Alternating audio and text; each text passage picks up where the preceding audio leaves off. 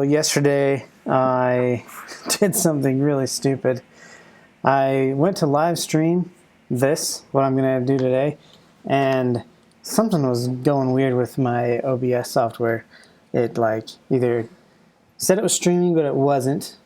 YouTube said I was live, but it wasn't, or it could have just been stuck on my webcam the whole time, even though I told it to do my coding screen. So I don't know what's going on there, but hopefully you guys can see this.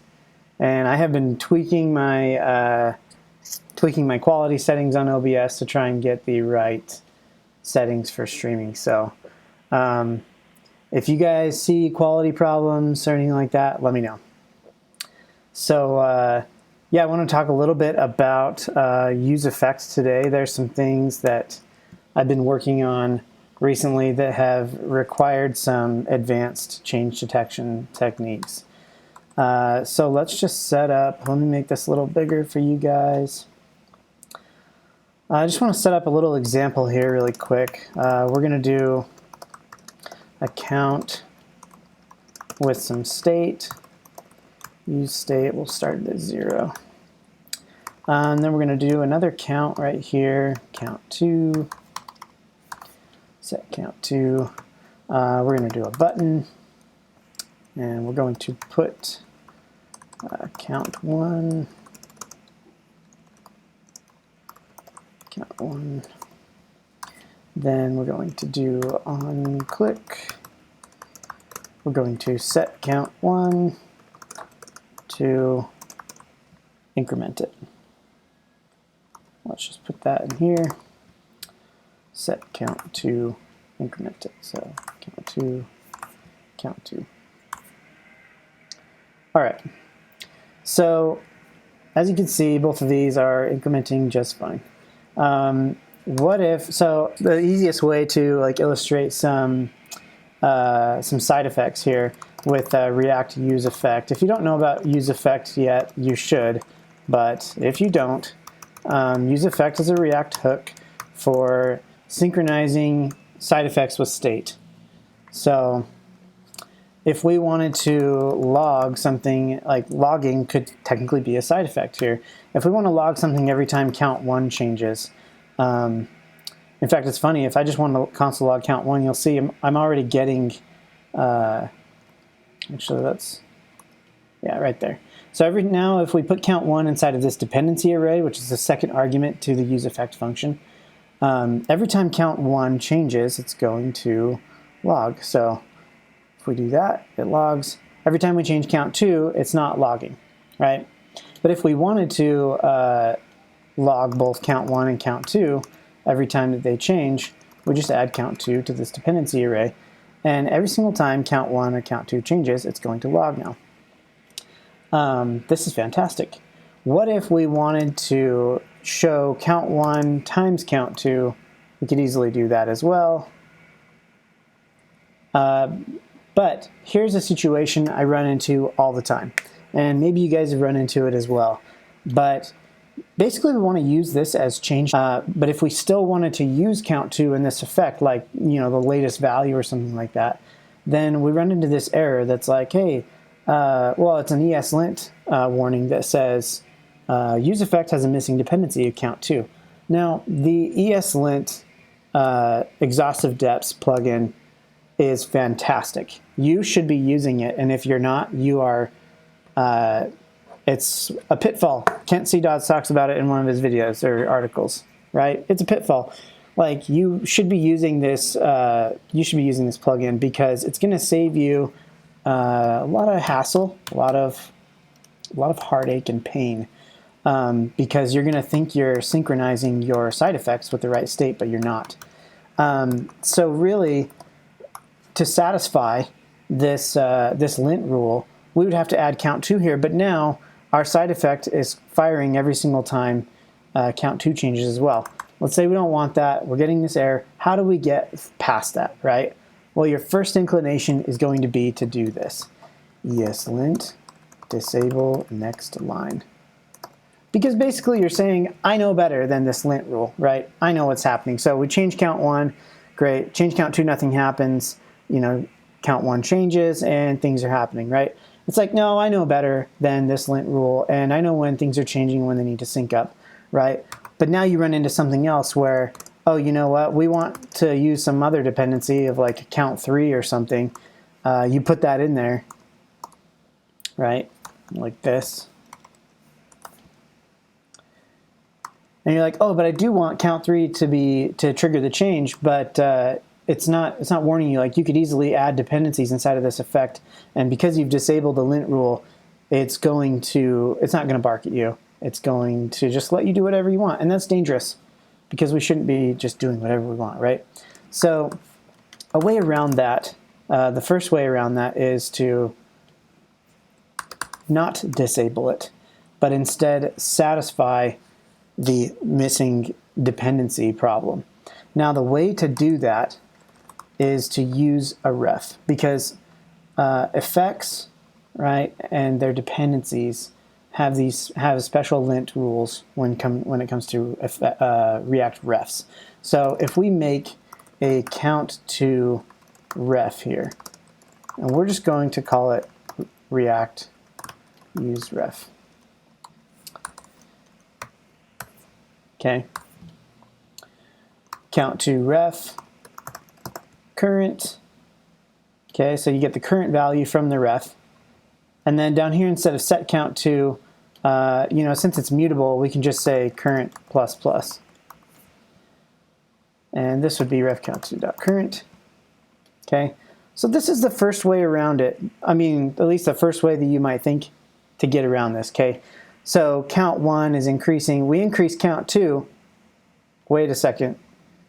And see, we just ran into the problem that you're probably going to run into when you go towards the ref, right? When you're like, oh, I know how to get out of useEffects. I'm going to use a ref.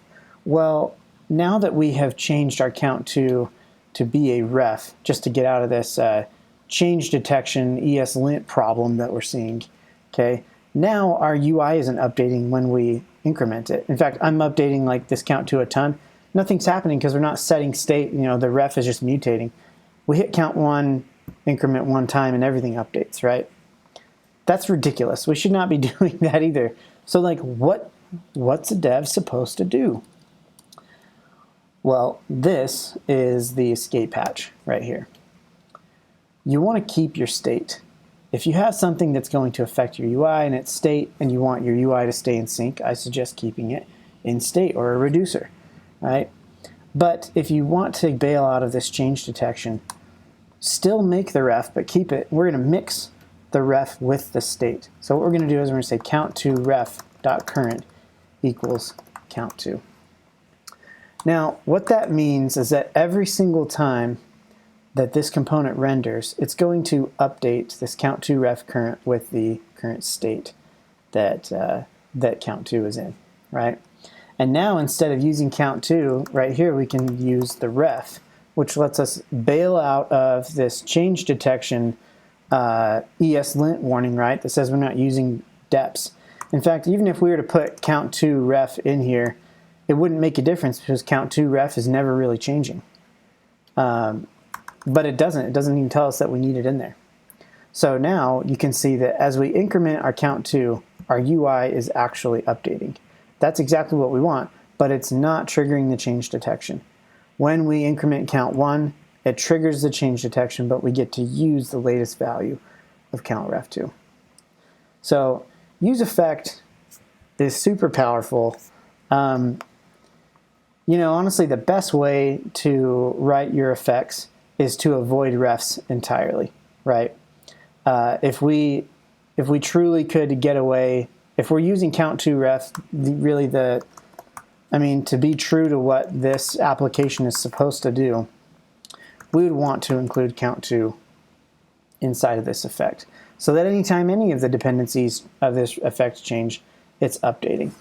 There will be certain circumstances, though, where you're using variables from outside of the effect that you don't want to trigger the effect with. And that is how you do it. You mix a ref with use state, and then you take the latest value of the state, put it on the ref. I do this all the time. There's, let's see if I can find an example of what I'm doing that with. Let's see. So, close that for you really quick. This is a little query component I'm working on. One of the things that happens inside of here is that when the query or the variables change, the rest of these are immutable structures, so they won't trigger the query or the change detection. But when the query and variables change, I want to rerun the query, right? Well, inside of this fetch, this refetch function here, I'm using a bunch of other things like, let's see, what am I using inside of here? I'm using failure count is one that I'm using, and success count. And I'm checking if there's an error. But every time that failure count, and success count, and error change, I don't want to rerun this effect. So I put those into a ref. I track them by just taking the latest value, putting them on latest ref.current, and then I can use them inside of this effect without having to put them as useEffect dependencies. So, moral of the story, try and put all of your effect dependencies in there if you can, but if you have a dependency that is triggering the effect too often or when it doesn't need to, put it into a ref, track the latest version, that way you can use it inside your effect, and keep being safe with the ESLint plugin exhaustive-deps. Like, it's fantastic. Please use it. It will make your life so much easier.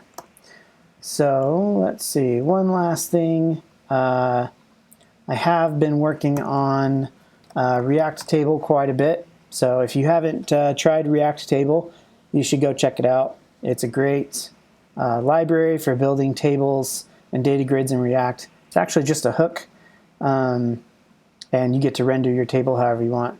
It's really great. It's very, I believe it's an enterprise level component in React, so go check it out. Bika says, hi. Hello, Bika. Good to see you here. Thanks for listening. And also, if you like these videos, definitely go check out my Patreon. I'm just starting out, so not too many patrons yet, but hopefully by the time I get some more, I'll be able to dedicate more time to live streaming great videos like this, making more training videos for React Table, also working on new things like React Charts is something else that I've been working on that is an awesome charting library, very similar to Chart.js. If you've ever used Chart.js, I actually wrote a majority of Chart.js, so fun fact there. But yeah, go visit my Patreon, help me out, and thanks for tuning in, you guys.